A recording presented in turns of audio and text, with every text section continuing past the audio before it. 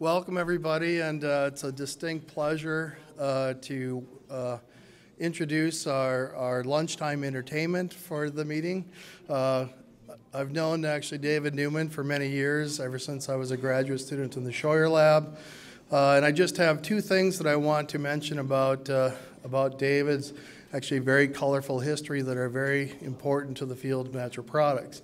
And the first is that he served as the chief of the natural products branch at the NCI for many years, and his role there was as the gatekeeper and the curator for the natural products library. And this is a fantastic resource of some 400,000 extracts that people in drug discovery and drug development use throughout the country. And there's probably at least 100 different academic labs and biotech and pharmaceutical companies that use this resource.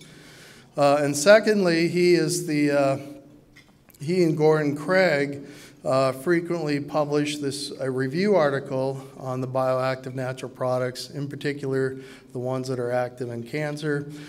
These are some of the most highly cited review articles in the field of natural products chemistry, and they're a resource that all of us use to really assess the literature and try to make our NIH grants as strong as possible.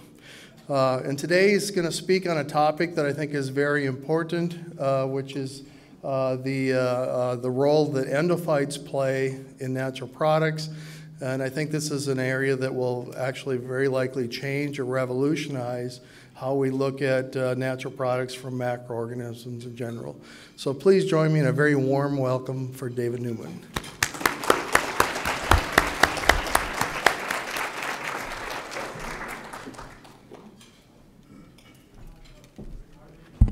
Thank you, Mark. I'm glad that he didn't list a lot more of my more dubious bits of knowledge. Luckily, he doesn't know them, though had Gordon been introducing me, let's say you would probably have run from the audience by now. One other nice thing, I did notice that the tomatoes were only cherry tomatoes so that rotten tomatoes will not reach me. Because by the time I finish, some of the members of the audience may wish to use them. However, I should point out, as Mark did, natural products, if I can get this over there somewhere, natural products in my lexicon are pure compounds coming from any natural source. They can be land organisms, thank you. They can be any form of material. So what I'm going to do is give you a very rapid idea of where things came from, and these are some of the agents that I will talk about. But initially, I'm going to tell you a little bit about how this occurred, because I am both a card-carrying microbiologist and a card-carrying chemist. So I was working in the marine area, but looking for antibiotics. And this was when I was in industry, and a very young student came along one day, and she had a moon snail extract. And in my lab, and this was in what was then, what is now GlaxoSmithKline, but at the time was SmithKline in French, and I ran the microbial biochemistry section there. We suddenly found that this produced chloramphenicol. Now wait a moment, there's something wrong here. Because chloramphenicol is a very well-known, though not used anymore in the US, antibiotic that comes from a terrestrial microbe.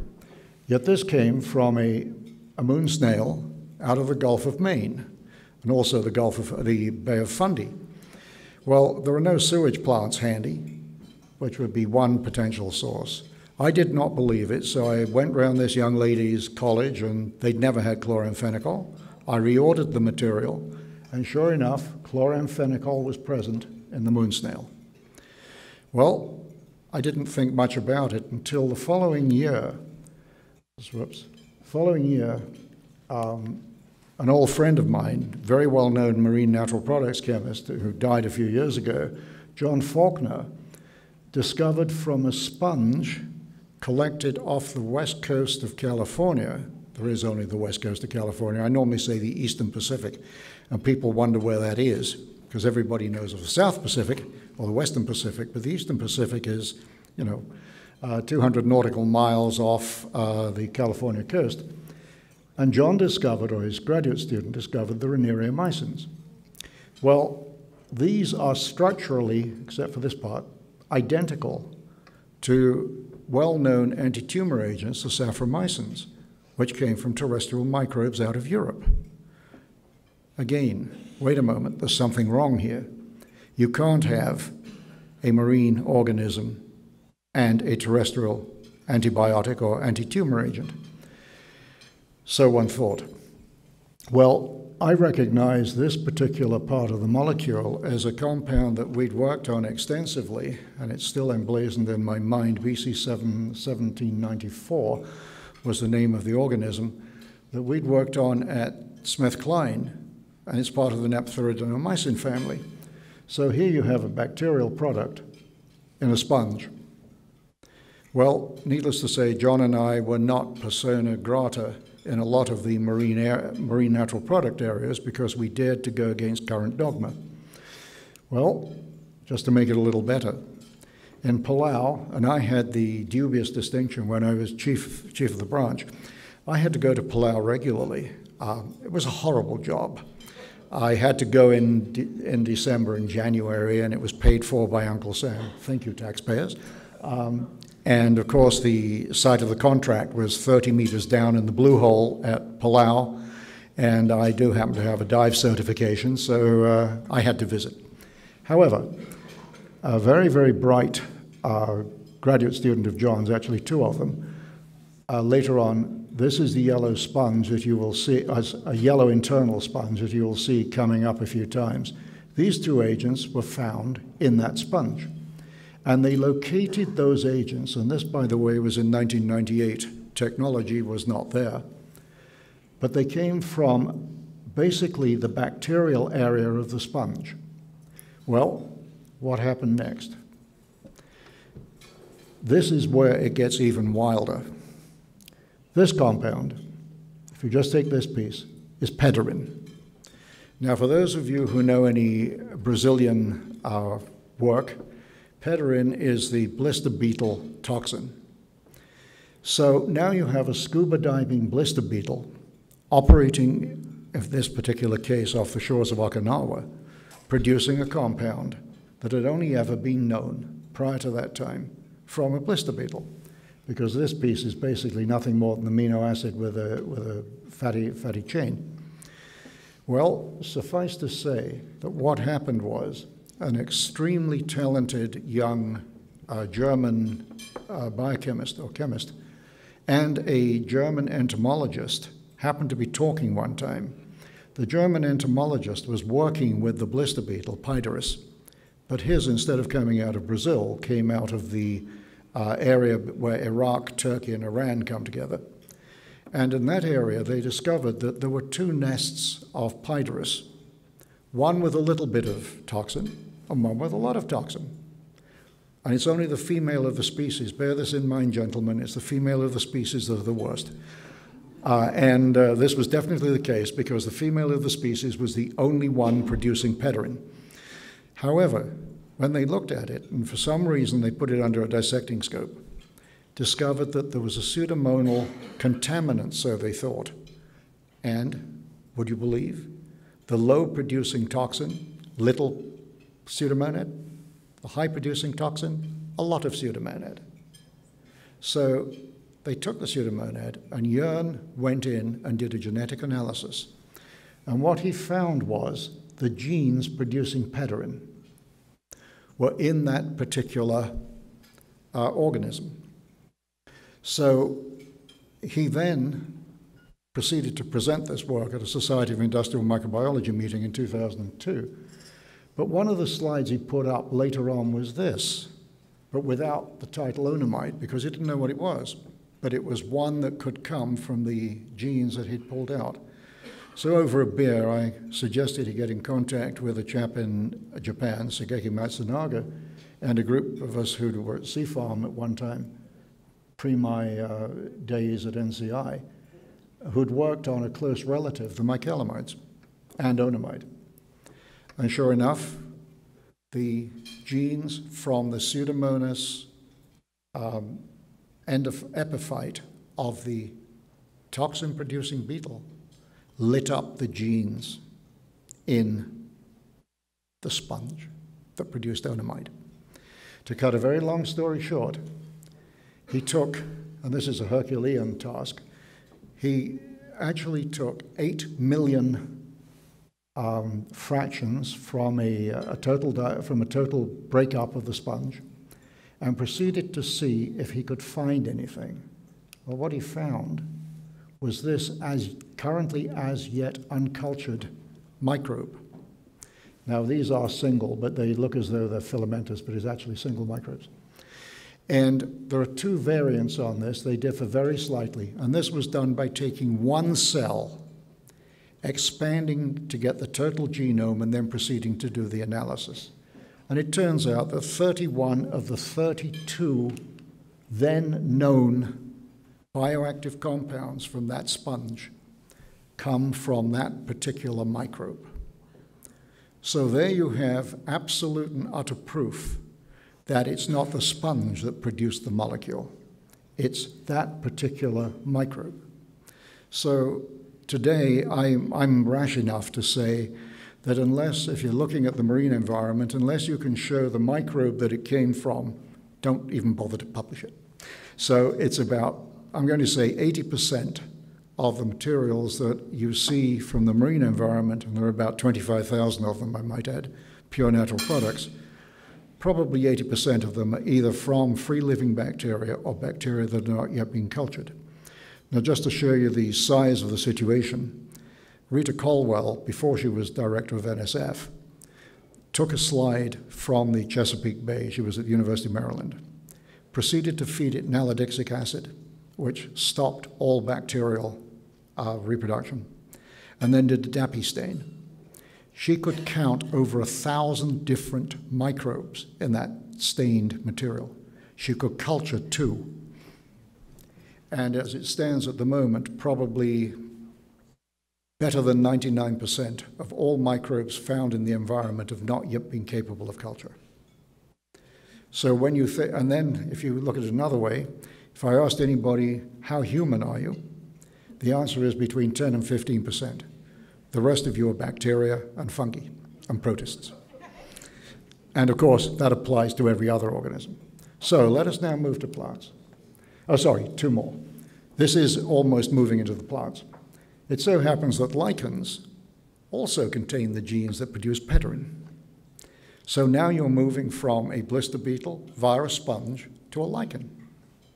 And it's actually a cyanophyte that produces it. But what happens here is that it produces a truncated version of pederin. It's not ring-closed. So that particular gene has gone everywhere. And at the moment, there are 36, plus these 2, 38 known compounds that are generated by that particular set of microbes. That's in the pederin series, plus the 30 others that have so far been isolated from Theanella swinui. So now, does this mean that plants have a producer in their endophytes in their back pockets? I'm being a little sarcastic, but it's probably true.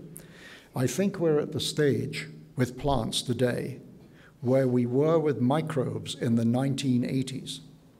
That is, there's evidence coming up now that says that endophytes and epiphytes are involved in the production of a significant number of molecules that are thought to be plant only. So let's continue. The endophyte theory, and this is from an extremely talented young Indian chap who just got his habilitation at the University of Dortmund, Suvik, he's extremely talented.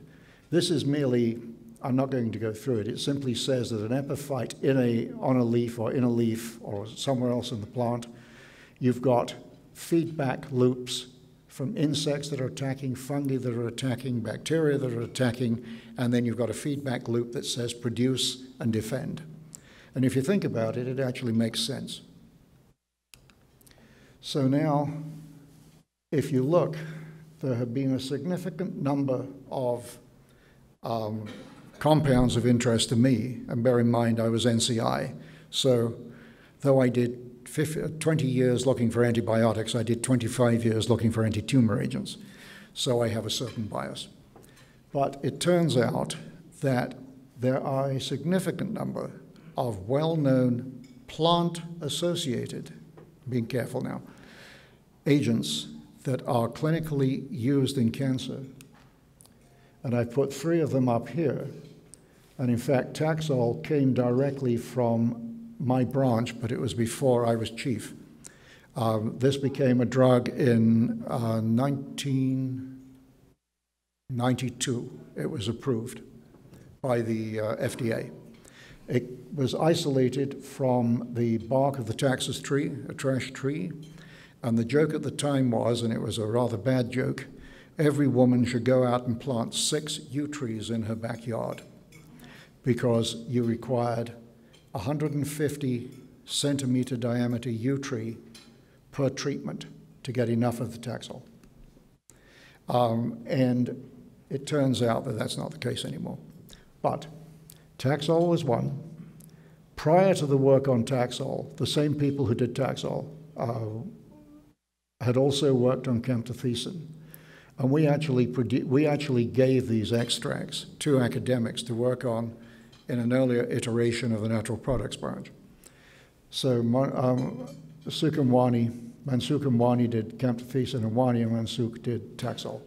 So here are 2 gentlemen who have 2 of the most famous plant-associated anti-tumor agents done by them, but from materials collected by NCI, and then we commissioned academics to work on them. The third one, podophyllitoxin, actually has an ethnobotanical background in that the plant was used by native Indians for the treatment of genital warts, which is in fact a version of cancer. So podophyllitoxin, camptothecin, and Taxol were reported by a variety of plant organisms and organisms from plants to produce these on fermentation. But each time they were subcultured, they lost the activity. So you started off with 100% production, and then it went down and down and down until you needed extremely good techniques to find them. However, very recently, this came from a Vietnamese medicinal plant, and this was a group funded by NCI, and they found this agent. This was published only a week ago. Well, that's podophyllitoxin with a couple of pieces added to it. So is it bacterial or fungal in origin? The answer is probably yes. If you take the Taxol microbe axis, this is work came from Kusari and others. They found that there is, in fact, feedback loops. There's an endophyte that does, in fact, produce Taxol. It has the complete genetic machinery for producing Taxol. Its taxodiene synthase, which is the essential part of the mechanism, differs from that of the plant. So this is not a carryover, nor is it genetic transfer. This is genuinely a microbial Taxol. And it's been totally sequenced and shows the activity. There are questions, and these are relevant questions. One of the major problems is what do you do next? Well, you can remove the genes, which have been done, from the fungus, and if you're capable of doing it, you can end up with a way of producing them by using fermentation techniques. However, the major problem were yields. And this is something where academics are at a disadvantage. The reason being that a very large amount of the work on yields, increasing yields of bacteria and fungi, was done in industry, and it was done, now I'm 78, it was done when I was in my 20s. And so this work was not published. But if you ever worked in the biochemistry area or in the microbial biochemistry area of any of the big pharmaceutical houses worldwide, there were techniques known, never published, but there were techniques known to induce production of molecules that you had of interest. We used to call it putting everything, including the kitchen sink, into the fermentation. Academics have only just rediscovered this within the last few years. But it's a very well-known process. But because Big Pharma worldwide got out of antibiotics by fermentation, all that experience, because we never wrote it down, that experience is basically gone. However, it's being rediscovered. So then, if you just take this was a precursor treatment with a camptothecin producer, where they put in some of the precursors of camptothecin and got increased yield, which would be expected. This was a system that we used, and I was describing this to some of Mark Hammond's students yesterday evening. There's a device known as the Ecologen, which I was using back in the 1960s, where you are able to mix and match microbes. And I subsequently did some more work on this, and a lot of people have done work on this now, whereby you take two dissimilar microbes and ferment them together. And what you get? Something you've never seen before. You get expression of cryptic clusters, you get increased expression of one, and this is a technique that works. Well, this is an example where people took two fungi from a camptothecin-producing plant, put them together, and you got an increased yield of camptothecin. Obvious to me, not so obvious to others, because the thing you have to remember is that a plant is not an axenic container. Anything that's used to produce a plant product, in quotes, by means of cell culture, it's an aseptic process, yes, but the plant culture, the callus culture, is not axenic. There's a very simple test that nobody, to my knowledge, has ever published, where you simply take a microtome through a producing callus culture and stain it for the number of nuclei per cell. If you find more than one, you've got endophytes in there. This was done, and the mixed culture produced increased yields. This was a beautiful piece of work done in conjunction, I might add. It's Nick Oberle's at Greensboro in North Carolina. Nick works hand in glove with an old friend of mine who's an expert chemist, but has a collection of about 70,000 fungal isolates. And Nick is slowly working his way through them. But because Cedric Pierce, who runs that operation, Cedric knows how to persuade bugs to produce. What Nick did, his student did, they took the milk thistle, looking for sibilants, and isolated fungi. When cultured, they produced the sibilants. If you subcultured, you got no production. If, on the other hand, you subcultured, again, from this non-producing culture, and you took a wash of the leaves of the milk thistle, and you filter-sterilized that wash and added it back to the fermentation, lo and behold, they're produced again. So there's something in the leaf, on the leaf, or with the leaf that is inducing production. So yes, this is a plant-derived product, and it's probable that there's talk between organisms producing sibilants when necessary. And this was just done again to show the same thing. These are ways in which you can take that sort of data and produce or increase yields of materials. Now, rohutakine, for the chaps from India amongst us, this was Herxed, India, work done approximately 30 years ago from a plant that produced rohutakine. This led to two drugs in clinical trials, including this one, flavopiridol, which NCI actually took into phase 3 clinical trials. It turned out not to be as efficacious as we thought, but it did give us an awful lot of information that people didn't realize about how molecules of this type at nanomolar concentrations would activate or deactivate cell cycles in cells. So this is an example where the base molecule was then modified slightly to give better pharmacologic properties. This is merely, I can jump this slide.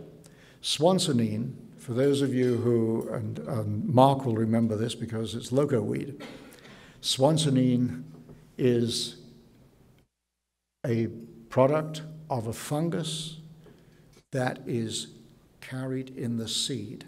So I always joke, because I'm old enough to remember Lamarckism, that this is Lamarckism because it's an induced trait that's carried on by genetics.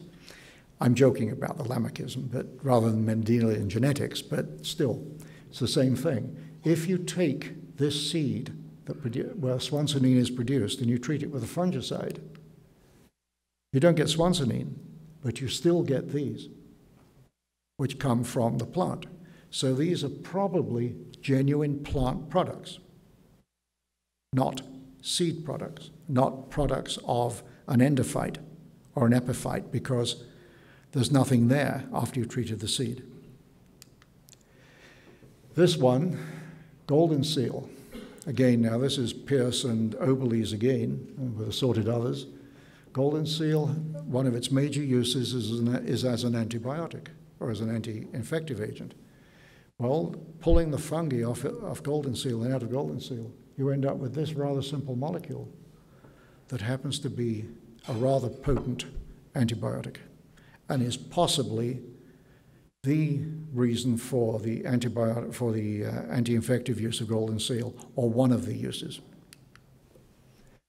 This is another one, and now this is from traditional Chinese medicine, where the boxwood, this is the fungus from it. These are the molecules from the fungus, and they are anti-infective agents. So again, this is an example of where the product from the plant and the product from the fungus are the same. Now, this is one that's lovely, because those of you who remember red rice or remember mevinolin or lovastatin, which was the first of the statins to go into clinical use and was in fact the natural product, even though it was produced by fermentation, it was from the fungus. Well, taking the traditional Chinese medication here, when this was, Ayurvedic medication, it was fermented and produced lovastatin. And actually the yield from the plant is roughly the same as you get from taking the producing agent of lovastatin from a culture collection and fermenting it under the same conditions. So any cholesterol reducing activity from this particular organism is due to the lovastatin produced by the microbe, the fungus that is in there. This is another example, podophyllitoxin, but now camphorol, from a fungus isolated from the plant that produces podophyllitoxin. So you have at least two genetic systems running here. And one asks the question, how many more? Homoharentonin, well known in traditional Chinese medicine as a treatment for leukemia, and was approved in the US in 2012. Well, there are a series of papers, and because my Chinese is non-existent, I should say my Mandarin is non-existent, I was not able to get a translation of that paper, but one of my colleagues did translate it, and yes, there is a fungus that produces homoharentonin, and that fungus was isolated from the plant that homoharentonin was originally isolated from.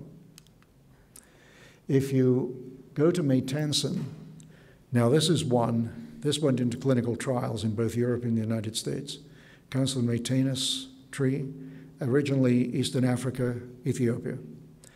It was when the structure of this was first seen, except for the ester here, that people with my sort of background said, wait a moment, that's ansomytosin P3.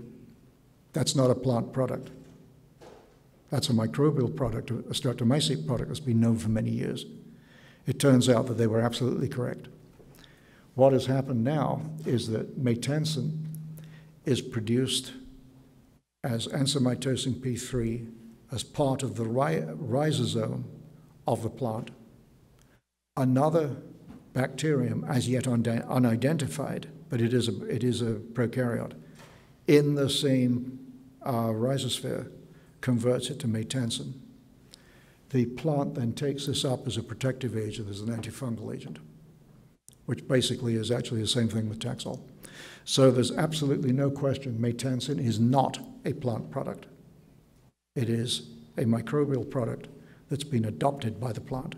And I might add by other plants, mosses and so on and so forth. It's found in a lot of places around the world. Oops. So terpene synthases. Now, anybody who teaches has always been told that terpenes are products of the eukaryota. Oh no, they're actually products. There are well over 250 known, identified materials from Streptomyces that produce terpenes. So now the question comes, where do your essential oils come from? Because they're all terpenes. My answer is probably from a Streptomyces and or other bacterium, not a fungus, and not a eukaryote. My final slide.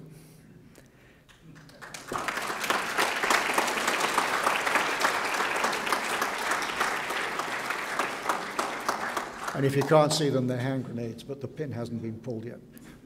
We do have time for one very good question.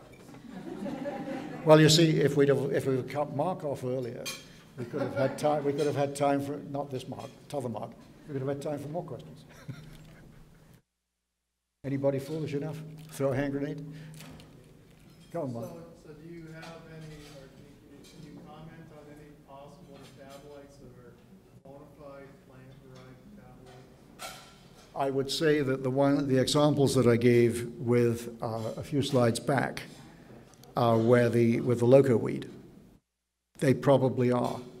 There's a question, to my mind, of even the vincas, because there are reports out of China of microbes producing vinca alkaloids, and there are now reports from Nancy Keller's group showing vinca-like materials produced in isolated fungi.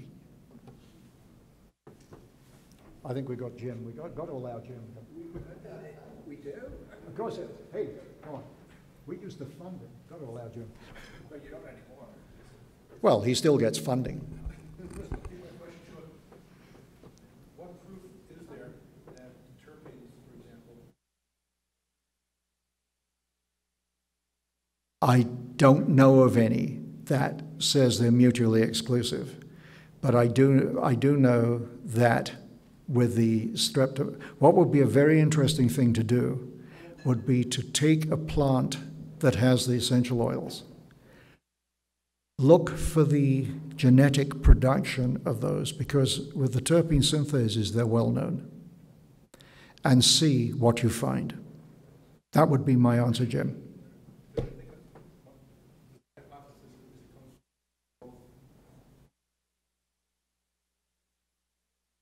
Yes, it's possible. But I suspect, seeing that microbes were around at least 1 billion years before plants, that I think it may be from the microbe to the plant rather than the plant to the microbe. So it's just to make you guys think in a slightly different way. Okay? So the pleasure of this conference is we'll all be together for quite a while longer. So again, I hope this crosstalk continues. Thank you very much, Dave. Pleasure.